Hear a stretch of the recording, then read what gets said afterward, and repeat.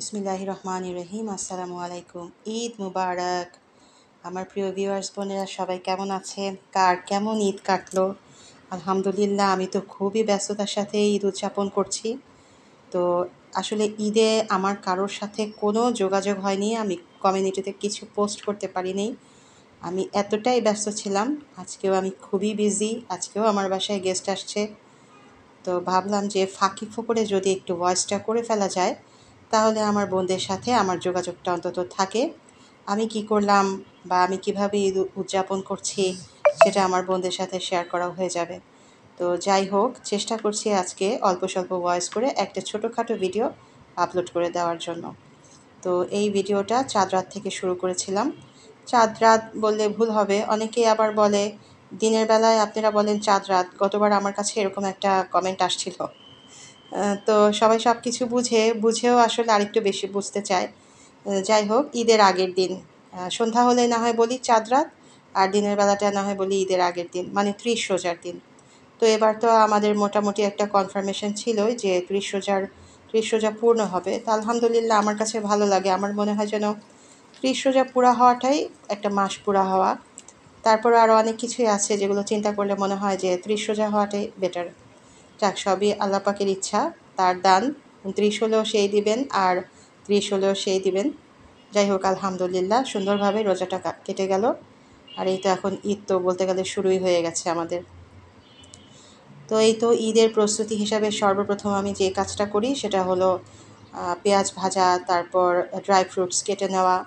তো ওগুলো শেষ করে এখন চলে আসলাম একটু রান্না বান্নায়। যেহেতু মিষ্টি খাবারটা ঠান্ডায় খেতে ভালো লাগে, তা আমি সবসময় চেষ্টা করি যে আগের দিন বা একদিন আগে সেমাই বা কাস্টার্ড, পায়েস, মিষ্টি জাতীয় খাবারগুলো রেডি করে রাখতে। তো এখন আজকে আমি বানাবো আমার স্পেশাল মালাই সেমাই। তো এটাকে অনেকে জর্দা সেমাই বলে, আমরাও বলি। আর যেটাতে আমরা মালাই ইউজ করি না সেটাকে নর্মাল জর্দা সেমাই বলি, আর যেটাতে মালাই ইউজ করি ওইটাতে মালাই সেমাই বলি। তো আমি এখানে লাচ্ছা সেমাই আর যেটা লম্বা সেমাই থাকে ওগুলো একদম ভালো করে গুঁড়া গুঁড়া করে নিয়ে ঘিয়ে ভেজে নিচ্ছি। তারপর দিলাম একটু লবণ, আর এখন দিলাম একটু ফুড কালার সামান্য। যেহেতু দুই রঙের সেমাই, তো একটু ফুড কালার দিলে জিনিসটা সুন্দর হয়। তা এখন এই ফুড কালারটা দিয়ে খুব ভালো করে ভাজা ভাজা করে নিতে হবে, মানে কোথাও যেন মানে দলা লেগে না থাকে। পুরোটা সেমাই যেন ফুড কালারটা সুন্দরভাবে মিশে যায়। ঘি দিয়েছি, তবে ঘিয়ের পরিমাণ খুবই কম, কারণ এটার মধ্যে লাচ্ছা সেমাইও আছে। তো যাই হোক, এখন ভালোভাবে নাড়াচাড়া করে নিই, বাকি প্রসেসে একটু পরে আসছি।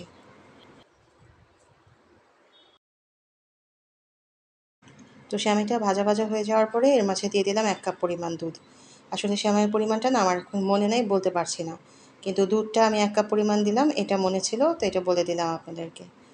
তো জর্দা সেমাই যেটা হয়, বেশিরভাগ সময় দেখা যায় যে অল্প গরম পানি দিয়ে আমরা সিদ্ধ করি, আর মালাই সেমাই যেটা করি সেটার মধ্যে একটু দুধ দিয়েই সিদ্ধ করে নিতে হয়। বেশিক্ষণ সময় লাগে না, নাড়াচাড়া করতে করতেই কিন্তু সিদ্ধ হয়ে যাবে সেমাইটা।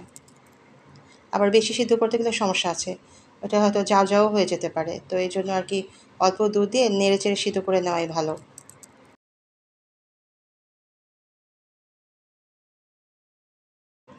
আমি জানি সেমাই রান্নায় আমার বোনেরা আমার চেয়ে আর অনেক বেশি পারদর্শী, কিন্তু এটা হলো আমার রেসিপি, তো শেয়ার করা যাক। আমার মনে হয় শেয়ার করা যায়, তো এই জন্যই শেয়ার করলাম। তো অনেকে হয়তো বলতে পারেন যে মালাই সেমাই, জর্দা সেমাই তো আমরাও পারি। ঠিক আছে, সবাই পারেন। এটা হলো আমাদের একটা আনন্দ, সবার সাথে সব কিছু শেয়ার করা। তো যাই হোক, সেমাইটা ভালোভাবে সিদ্ধ হয়ে যাওয়ার পর আমি চিনি দিয়ে দিলাম। চিনিটা না শিরা করেও দেওয়া যায়, আবার অনেকে আগেও দিয়ে দেয়। সেক্ষেত্রে আমার একটু সমস্যা হয়ে যায়, মানে আমি তো বললাম না এত পারদর্শী না। তো অনেক সময় একটু শক্ত হয়ে যায়, অনেক সময় একটু জাল হয়ে যায়। তো এই জন্য আমি সেমাইটা যখন একটু নরম হয় তখনই চিনিটা দিয়ে দিই। তো চিনিটা দিয়ে দেওয়ার পরও ভালো করে নাড়াচাড়া করে নিয়েছি, মানে চিনিটা যেন ভালোভাবে মিশে যায়। চুলা বন্ধ করে নাড়াচাড়া করে নিয়েছি। আর এখন এই যে যখন মিশে গেছে চিনিটা, তখন আস্তে করে দমটা দিয়ে দিলাম। তো কিছুক্ষণ আমার এই সেমাইটা দমে সিদ্ধ হোক।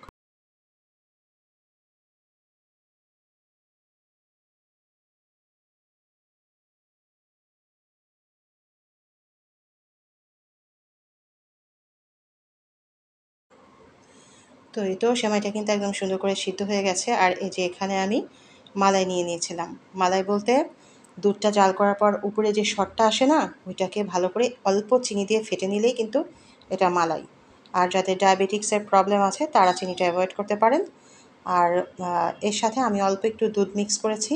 কেউ চাইলে নর্মাল যে ডানো ক্রিমটা থাকে এটাও ইউজ করতে পারেন মালাইয়ের সাথে বা দুধের স্বরের সাথে, তাহলে আর একটু রিচ হয় টেস্ট। তো আজকে আমার কাছে যা ছিল চেষ্টা করেছি হাতে করা জিনিস দিয়েই করতে। তো কিছুটা মালাই আমি এখন সেমাইয়ের সাথে মিক্স করে দিলাম, আর কিছুটা মালাই আবার পরে দেব।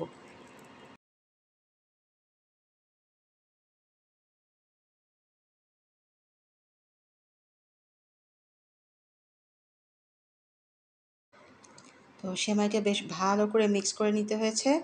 আর চেষ্টা করবেন কম জালে করার জন্য। আমি একদম অল্প আঁচে করি, কারণ এই সেমাইটা কিন্তু খুব তাড়াতাড়ি লেগে যায়, নিচে ধরে যায়। তো সারাক্ষণ নাড়াচাড়ার উপরে রাখতে হবে আর একদম কম জালে তৈরি করতে হবে। তো এই তো আমার মালাই সেমাই রান্না হয়ে গেছে। এখন আমি এটার উপরে একটু ঘি দিয়ে দিচ্ছি। ভিতরে ঘি দেওয়া ছিল, তারপরে উপরে দিলে গরম সেমাইটার উপরে ঘিটা দিলে একটা ভালো ফ্লেভার আসে। আর এই যে এখন মালাইটা দিয়ে দিচ্ছি। তো যেহেতু হাতে নিজের ঘরের হাতে করা মালাই, এটা কিন্তু একটু টাইট হয়, মানে একটু ঘন হয় বেশি। বাজার থেকে যদি আবার মালাইটা কেনা হয় সেক্ষেত্রে কিন্তু মালাইটা একটু পাতলা হয়। তো আমি ভাবলাম যে দামটাও বেশি হয় আর একটু পাতলাও হয়, পয়সা দিয়ে পাতলা জিনিস কেনার দরকারটা কী। তো এই জন্য আমি চেষ্টা করি সবসময় ঘরে যে দুধটা জাল করা হয় এই দুধটার সরটা উঠায় রাখলেই কিন্তু সুন্দর করে ভালো করে ফেটে নিলেই কিন্তু মালাইটা হয়ে যায়। তো দেখেন আমার মালাই সেমাই একদম রেডি। আমি একবার অ্যাসেম্বল করে ফেললাম, ঠান্ডা হয়ে গেলে ফ্রিজে রেখে দেবো, সকালে শুধু বের করে দেবো। আর অরিজিনাল চাঁদ রাত কিন্তু এই যে এখন সন্ধ্যাবেলা চাঁদ উঠে গেছে। তো ঈদ মুবারক সবাইকে, আরও একবার ঈদ মুবারক জানাচ্ছি। তো এখন আমি টেবিলটা সেটিং করে নিচ্ছি। এই কাজগুলো যদি আমি রাতে করে রাখি তাহলে সকালে আমার অনেকটা সুবিধা হয়, আমি একটু রিল্যাক্স একটু রেডি হতে পারি। ঈদ বলে কথা, একটু রেডি না হলে তো হয় না। ঘরে করছি, সব কাজ করব, কিন্তু নিজে রেডি হব না, আমার মনে হয় তখন সব কাজই কেমন একটু ফিকে হয়ে যায়। তো নিজেকেও একটু তৈরি করে রাখতে হয়। তো এই সময়টাতে আমরা খুবই ব্যস্ত। আমরা ৩ মা মেয়ে, আর সঙ্গে আমাদের হেল্পার মেয়েটাও অবশ্য আছে। তো আমার মেয়ে ২ মেয়ে, আর আমার হেল্পার মেয়েটা একটা কথা বলে আর ওরা নিজেরাই হাসাহাসি করে। তা আমি মাঝে মাঝে বকা দিই, এত হাসাহাসি কিসের, আগে কাজ করো, বেশি হাসলে কাজ হয় না। আবার মনে হয় বাচ্চা মানুষ, ঠিক আছে, ওরা একটু নিজের কথা বলে আনন্দ করুক। তো এই তো এখন আমি ড্রয়িং রুমটা সেট করে নিচ্ছি। মেয়েদের বলছিলাম ফার্নিচারগুলো মুছে দাও, তারপর কোথায় কী রাখতে হবে আমি করে নিচ্ছি। তো পুরনো যেসব জিনিসপত্র ছিল সেগুলো কিছু সরিয়ে নিলাম, এখন আবার ভেতরে থাকা কিছু জিনিস বের করে নিলাম। এগুলোও পুরনো, কোনোটাই নতুন না। তো একেকবার একেকটা একটু চেঞ্জ করে নিই। ঈদ উপলক্ষে একটু চেঞ্জ করে নিলে আসলে ভালো লাগে। তো এই তো ঘর বাড়ি গুছানোর কাজ শেষ। আর এই যে এখন দেখেন কী হচ্ছে, এখন আমাদের একটু স্কিন কেয়ার হবে। তো নর্মাল স্কিন কেয়ার বলতে কিন্তু আমরা খুব বেশি কিছু করি না। যেরকম সারা জীবন করে আসছি মেয়েদেরকে ওরকমই শিখাইছি। তো এই তো এখানে একটু বেসন আছে আর একটু টক দই আছে। তো এটা একটা প্যাক হিসাবে আমরা ইউজ করব। তো আমার মেয়ে এটাকে ভালো করে মিক্স করে নিল। যাই হোক, রাতে তো এগুলো করে শুয়ে পড়েছিলাম। তো এই তো আজকে ঈদের দিন সকালবেলা। তো আবারও সবাইকে ঈদ মোবারক জানাচ্ছি। তো সকালবেলা ঈদ মোবারক না বললে হয় না। আর এতটাই ব্যস্ত থাকি, এতটা ঝামেলার মধ্যে থাকি ঈদের দিন যে মানে, আর এবারকার ভিডিওটা আমার আসলে ঈদের দিন এভাবে করাই হয় নাই। তো এই তো সময় পেলাম, নিজের শাওয়ার নিয়ে রেডি হয়ে একটু সাজুগুজু করতে চলে আসছি। আমি তো বললামই যে ঘরে করতে যদি একটু সাজুগুজু না করি তাহলে কেমন হয়। আর ঈদ আসবে একটু রেডি হব না, এটা আমার কাছে ভালো লাগে না। ঈদ মানে যে আমি শুধু রান্নাবান্নাই সারাক্ষণ করতে থাকবো, মেহমানদারিই করতে থাকবো, নিজের দিকে একটু খেয়াল করবো না তা না।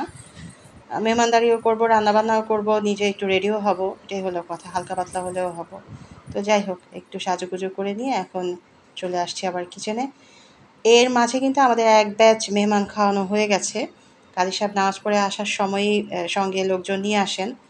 আর এখন আমি একটু কাস্টার্ড অ্যাসেম্বল করছিলাম, মানে একটু রেডি করাই ছিল, উপরে একটু ফ্রুটস দিয়ে গুছগাছ করে নিচ্ছিলাম। তো বেসিক্যালি এই কাস্টার্ডটা আমি আমার আব্বুর জন্যই করি সবসময়। তা আজকে ২৪ বছর বিয়ে হয়েছে আমার, আমার আব্বু নামাজ পড়েই আমার কাছে চলে আসে, মানে আমার বাসায় এসে আমার বাপ ভাই নাস্তাটা করে সকালের। তো প্রত্যেকটা সকালে আমি আসলে এই আশায় থাকি যে ওরা কখন আসবে, কখন আব্বু আসবে, কখন আমার ভাই আসবে, কখন ওরা সবাই আসবে, ওদেরকে একটু দেখব। মানে ঈদের দিনটা আসলে এই অপেক্ষাতেই যায়, মানে সকাল হলে মনে হয় যে ওরা কখন আসবে।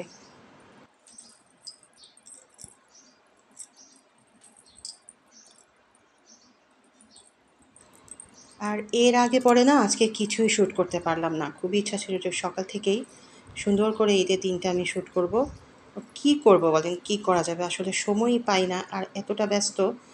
মানে ভিডিও করতে গেলে যে কাজ আমি 10 মিনিটে করতে পারি, শ্যুট করতে গেলে কিন্তু এই কাজ 1 ঘন্টা লেগে যায়। আর আমি খুব ধীরে স্থির, যে কোনো কাজ আমি আস্তে ধীরে করি। মানে শ্যুটটা করতে গেলেও দেখা যায় অনেকটা সময় লেগে যায়। তো যাই হোক, এই তো আমার কাস্টার্ডটা রেডি হয়ে গেছে এখন। তো এইটা এখন আমি ফ্রিজে রেখে দেবো। এখনও আব্বুরা আসে নাই। তো ওরা আসবে, বাসায় তো কিছু কাজ থাকে আম্মার, সেগুলো করে আসতে হয়। তো ওরা আসবে এই পর্যন্ত ঠান্ডা জিনিস যেটা ঠান্ডা থাকে সেটা আমি ফ্রিজে রেখে দিব।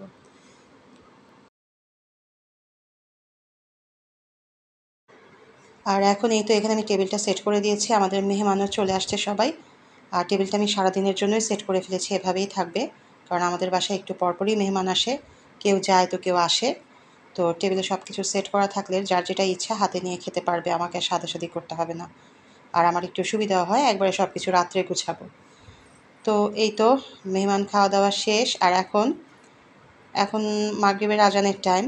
আর আমি কিন্তু এর মধ্যে হাতে ফাঁকে একটু মেহেন্দিও দিয়ে নিয়েছি। মেহেন্দি না দিলে ঈদটা আসলে ফুলফিল হয় না। মেহেন্দি আমাকে দিতেই হবে। তো যাই হোক, একটা জিনিস খেয়াল করলাম যে দেখেন, মানুষ কিন্তু অভ্যাসের দাস। সারাদিন কিন্তু আমি সেরকম কিছুই খাই নাই। জাস্ট একটু পরপর গলাটা যখন শুকায় যায় কাজ করতে করতে, তখন একটু একটু পানি খাই। আর যে খেতে হবে এই জিনিসটা না মাথায় ছিল না, মাথা থেকেই নষ্ট হয়ে গেছে। তো একটা মাস রোজা রাখার পরে দেখেন আমাদের কিন্তু অভ্যাস হয়ে যায় যে সারাদিন কিছু না খাওয়ার। তো মাগরিবের আজানটা যখন দেয় তখন আমি ফিল করলাম যে আমি তো হাংরি, এখন আমাকে একটু কিছু খেতে হবে। তো যাই হোক, এখন খাবার নিয়ে বসে গেছি, আমার নিজের খাবারটা খাচ্ছি। আর এখন কিন্তু আমাদের ঘরে মেহমান, আমার মেয়েদের ফ্রেন্ডরা আসছে, ওরাও ঘুরে টুরে আসছে, আমার মেয়েরাও ঘুরে আসছে। তো এখন ওদের বান্ধবীরা আসছে, ওরা নিজেদের ঘরে গল্প করছে। তো আমি বললাম যে তোমাদের যেটা খাওয়ার দরকার তোমরা নিয়ে খেও, এখন আমি একটু খাবো, কে রেস্ট নিব, তারপরে যাব আমার বাপের বাড়ি। এটা একটা 24 বছরের অলিখিত নিয়ম। আমার আব্বু যখন আমাকে বিয়ে দেয় তখন আমার দাদি বলছিল আমার কাজী সাহেবকে এই কথাটা, যে একবেলা আমার নাতিন আমার বাসায় আসবে ঈদের দিন। এটা একটা অলিখিত চুক্তি। তো এটা কাজী সাহেব বলেন যে এটা তো একটা অলিখিত চুক্তি, এটা আসলে এটা মেনটেন করতেই হবে, এটা আমার দাদি শাশুড়ির নিয়ম, যে তার নাতিনকে একবেলায় ঈদের দিন বাপের বাড়ি নিয়ে যেতেই হবে। তা আমি রাতে যাব, এখন একটু খেয়ে একটু রেস্ট নিব, তো রাতে যাব। তো খাওয়া দাওয়া শেষ করতে করতে আমার মেয়েরা বাইরে গিয়েছিল, ওরা আমার জন্য আবার একটু মিন্ট লেমনেড নিয়ে আসছে। এটা কিন্তু আমার খুবই পছন্দ, তো এটা এখন একটু বসে খাচ্ছিলাম। তো এই তো ঈদের ভিডিও বলতে এতটুকুই শ্যুট করতে পেরেছি বোনেরা আমার, কেউ কিছু মনে করবেন না, যতটুকু শ্যুট করেছি আপনাদের সাথে শেয়ার করেছি। আজকে এই পর্যন্তই। সবাই ভালো থাকবেন, সুস্থ থাকবেন, সবাই সবার জন্য দোয়া করবেন।